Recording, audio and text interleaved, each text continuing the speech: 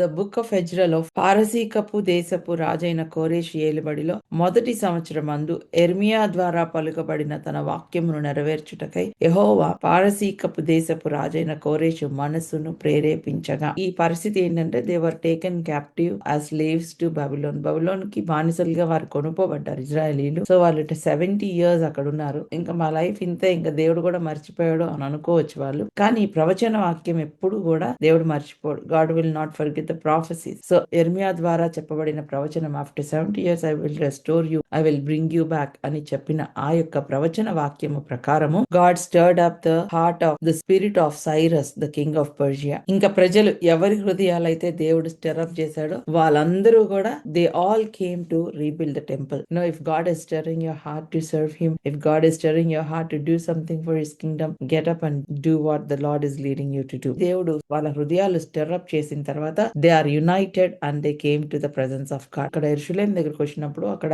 శత్రువులు ఉన్నారు, శత్రువులు అటాక్ చేస్తారన్న భయం ఉంది, ఎందుకంటే కొన్ని సంవత్సరాలుగా వాళ్ళు అక్కడ లేరు. So now they came here, so they had the fear of the enemy. భయం ఉంది. They set the altar in its place, for fear was on them because of the people of the land, and they offered burnt offerings on it to the lord, burnt offerings morning and evening. అక్కడ ఉన్న వాళ్ళందరూకి భయపడుతున్నారు. They are building the temple while they were in fear. చూడండి, ఇక్కడ temple కట్టలేదు. They did not build the temple. Altar ఎప్పుడు కట్టాలి? Temple కట్టిన తర్వాత బలిపీఠం కట్టాలి. They have such a fear of people around them. వారి చుట్టూ భయంకరమైన భయం ఉంది, మనుషుల యొక్క భయము. సో వాళ్ళ భయంతో ఈ పని చేయడం యాక్చువల్ గా ఆగిపోయేది. Because whenever you are doing the work of God there is resistance, భయంకరమైన రెసిస్టెన్స్ ఉంటుంది. But the first priority before rebuilding the temple is building the altar. It was not rebuilding the walls, it was not building any other thing but building the altar. Altar is a place where God connects with humanity. దేవుడు మనిషిని కలుసుకునే స్థలము బలిపీఠము. So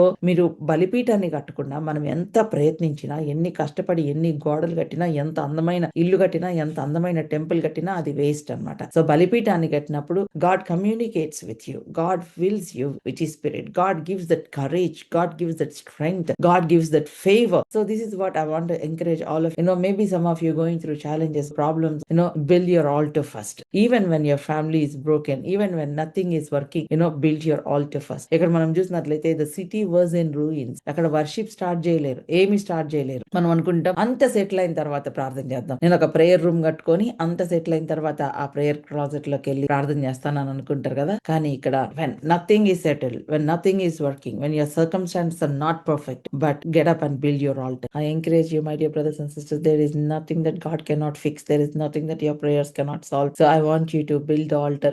ఇక్కడ మనకు అర్థం కావాల్సింది ఏంటంటే, fear did not stop them, fear did not decide what they should do.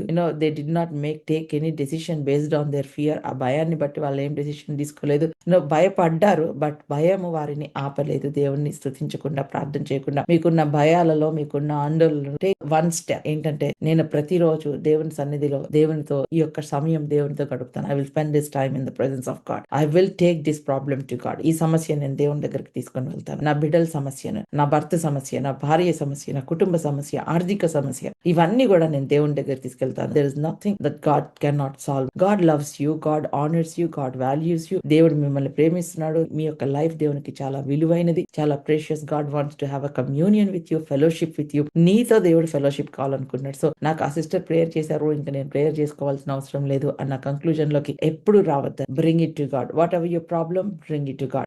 వారి అంత భయంలో కూడా మార్నింగ్ అండ్ ఈవినింగ్ వారు దేవునికి బలి అర్పించారని. ఈ బర్nt ఆఫరింగ్స్ అర్పించడం వలన, అంటే దేవునికి స్తుతి ఆరాధన చెల్లించడం వలన, ప్రార్థన చేయటం వలన ఏమైందండి, వారు ఆ యొక్క పనిని కంప్లీట్ చేయగలిగారు. God even restored them spiritually. దేవుడు మీ ఆత్మీయ జీవితాలను కట్టును గాక. మీరు ఫిజికల్ గా, మెటీరియలిస్టిక్ గా పోగొట్టుకున్నది దేవుడు మీకు మరలా దయచేయును గాక. సో ఈ విధంగా దేవుడు మీ కుటుంబాలలో రెస్టరేషన్ జరిగించును గాక. May God restore your families. May God fix everything that is broken when you fix your altar.